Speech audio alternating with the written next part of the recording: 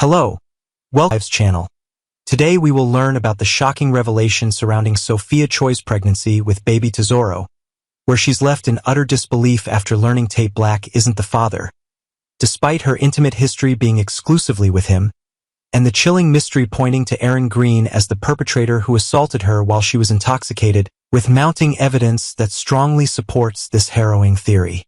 Sophia Choi, the young and ambitious Salem University student played by Rachel Boyd, has always been portrayed as someone deeply infatuated with Tate Black, Leo Howard, her charming yet troubled peer whose family ties run deep in the Horton and Kiriaki's legacies. Their relationship blossomed amid the high-stakes drama of college life, marked by secret rendezvous and whispered promises under the dim lights of dorm parties. Sophia's world revolved around Tate. She confided in friends about her dreams of a future together, even sketching out visions of family life in her journal, which later surfaced in a tense confrontation scene. Yet, this exclusive bond makes the DNA results all the more devastating. Tate's not Tesoro's father, shattering Sophia's reality and thrusting her into a vortex of confusion and fear. Fans recall how Sophia defended their connection fiercely against skeptics like her overbearing mother, Amy Choi, Sherna Nielsen, who scrutinized Tate's past but ultimately pushed for their union to salvage family reputation. This isolation in her affections heightens the shock. If not Tate, then who? The puzzle pieces begin to align toward a darker truth, one that redefines her entire pregnancy narrative. The creepy enigma of Tesoro's conception night unfolds like a noir thriller within days of our lives' intricate web of secrets, centering on a boozy gathering at the university's off-campus house party where Sophia, vulnerable after a heartbreak with Tate, drowned her sorrows in spiked punches and shots of tequila. Eyewitness accounts from background extras in the episode flashbacks describe Sophia as lively at first, laughing with a circle of friends including Aaron Green, Louis Tomio, Tate's seemingly affable roommate who always lingered a bit too close. But as the night wore on, her intoxication escalated. She stumbled into dimly lit corners, her speech slurring, and Aaron offered to look after her, escorting her to a secluded room under the guise of concern. This sets the stage for the hypothesis. Aaron, harboring a twisted obsession with Sophia that stemmed from rejected advances at prom, where she chose Tate over him, exploited her drunken state to assault her, an act buried in the shadows of that fateful evening. Soap opera lore often amplifies such moments with symbolic cues, like the flickering strobe lights mirroring her fading consciousness, or Aaron's evasive glances in subsequent scenes, hinting at a conscience gnawing at him. To substantiate this disturbing theory, several compelling reasons emerge from the storyline's timeline and character behaviors, painting Aaron as the unlikely yet plausible culprit. First, the chronology aligns perfectly. Sophia's off-screen encounter with Aaron occurred mere weeks before her positive pregnancy test, right after Tate's cruel slip-up in bed where he uttered his ex's name, leaving Sophia humiliated and seeking solace elsewhere. Aaron, fresh from his own family upheavals, like discovering his presumed dead sister and his mother's survival, conveniently bonded with her over shared emotional turmoil at Horton Square, leading to an unfilmed night of hanging out that producers teased with ambiguous dialogue.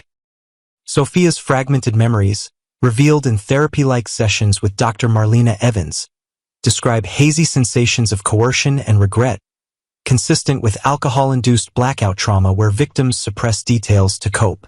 Moreover, Aaron's sudden departure to Vancouver for an extended stay with his mother, just as Sophia's symptoms appeared, screams avoidance.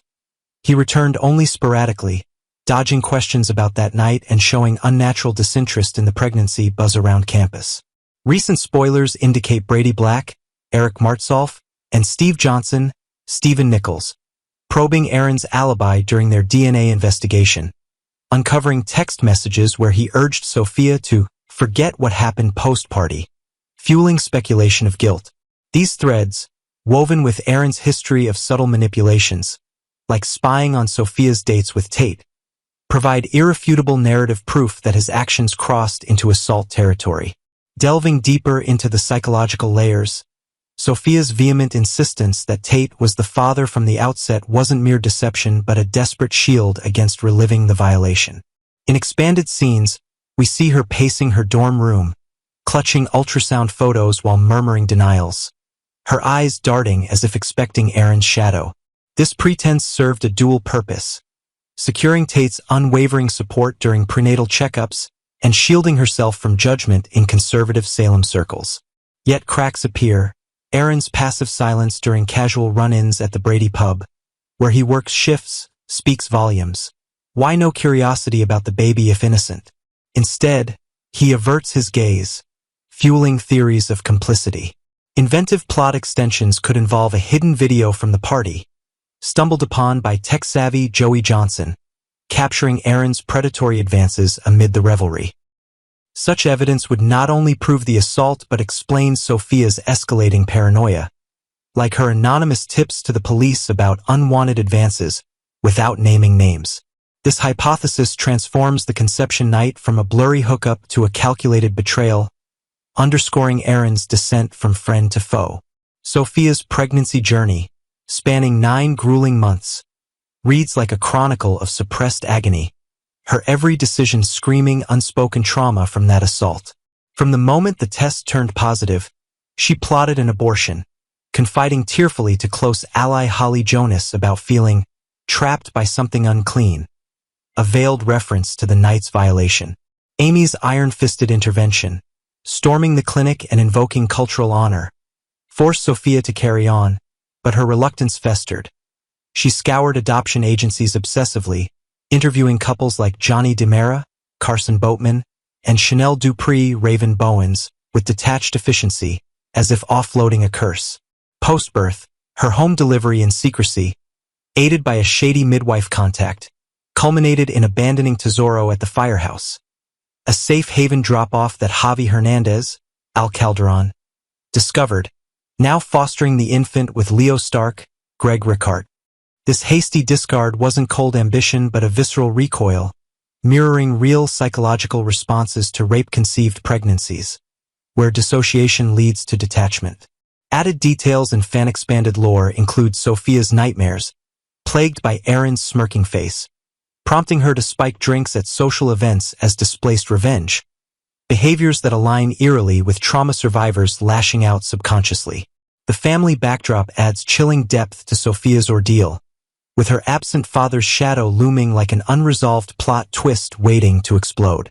Amy Choi dominates as the helicopter parent, micromanaging doctors' appointments and curfews, her ultra-conservative values clashing with Sophia's modern aspirations, college dreams derailed by the pregnancy scandal.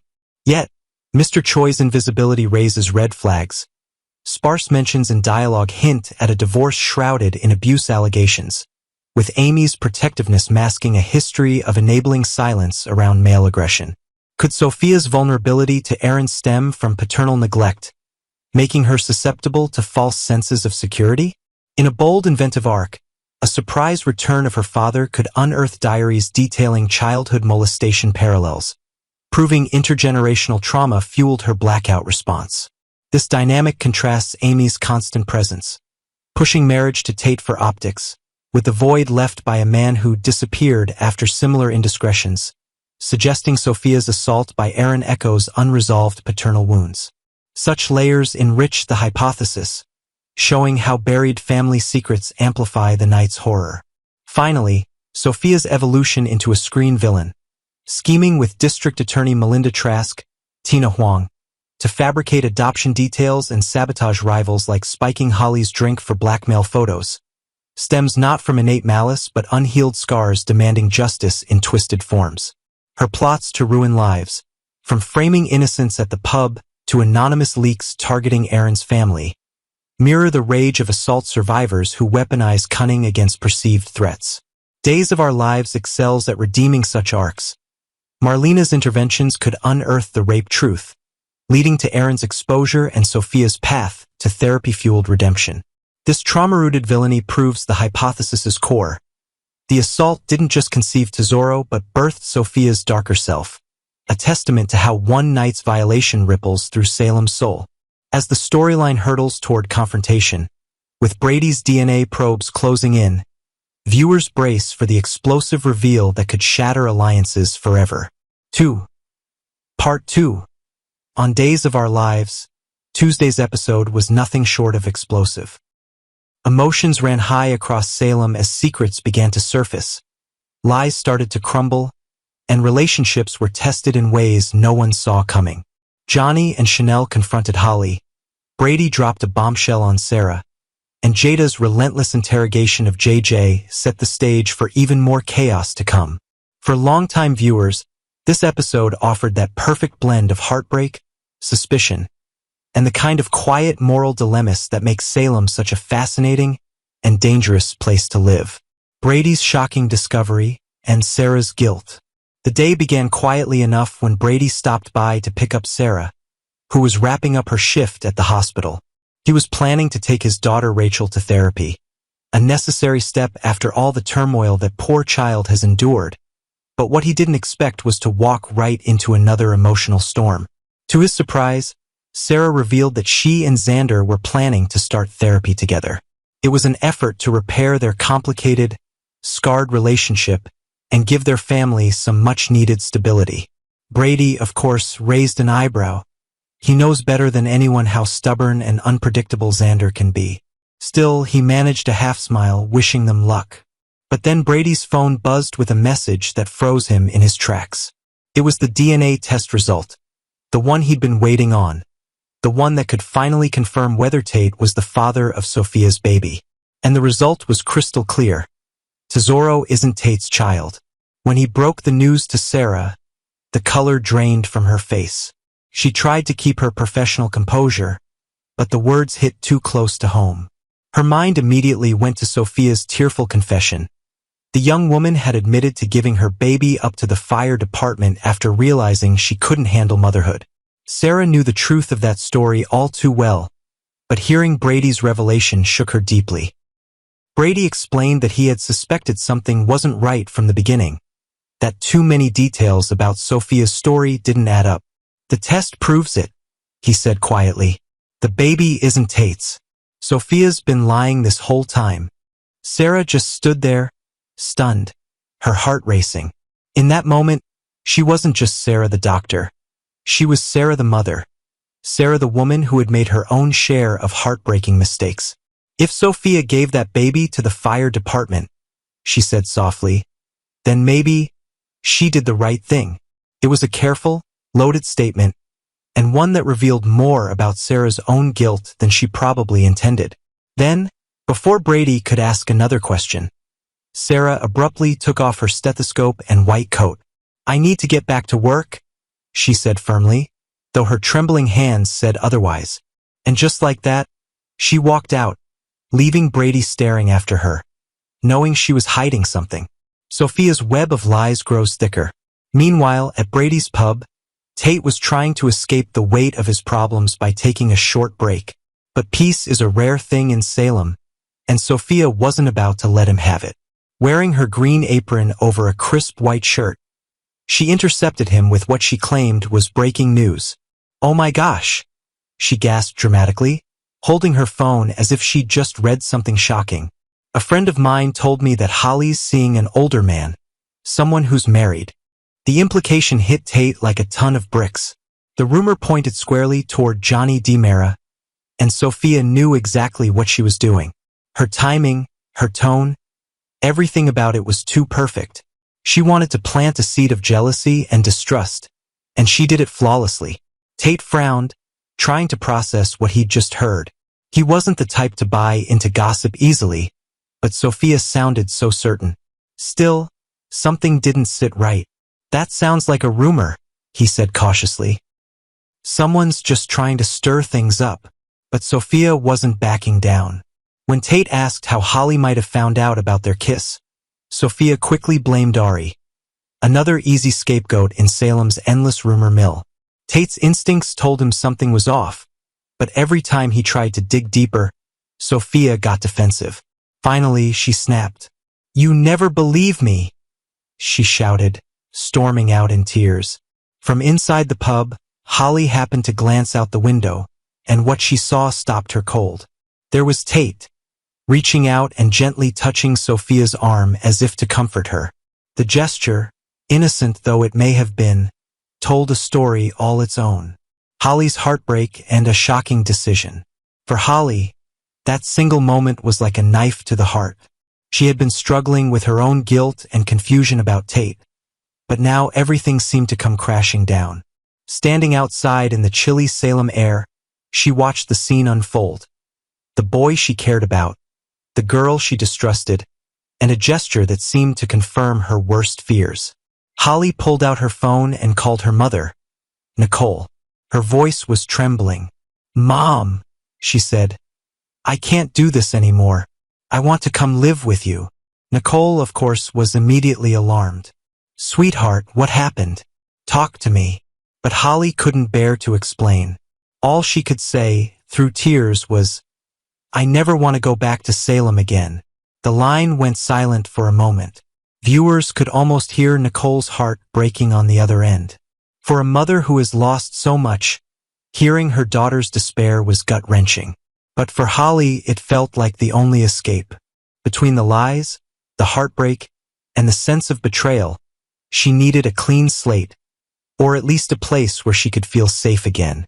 Meanwhile, tension builds in Salem. Elsewhere in Salem, Jada was still pressing JJ hard in the interrogation room. Though details of that storyline were brief in this episode, the tension was palpable.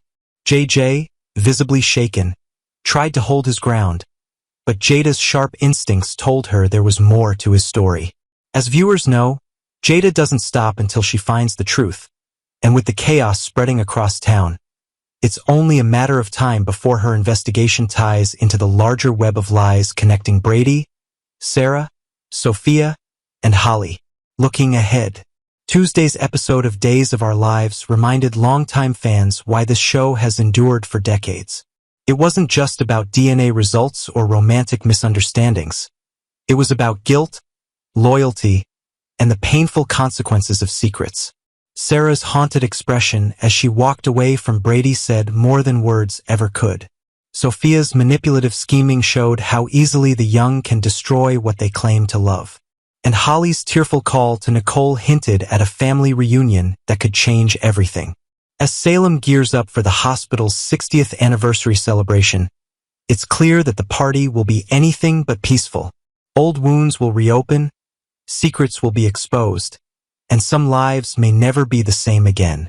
Stay tuned, because in Salem, every truth uncovered comes with a price.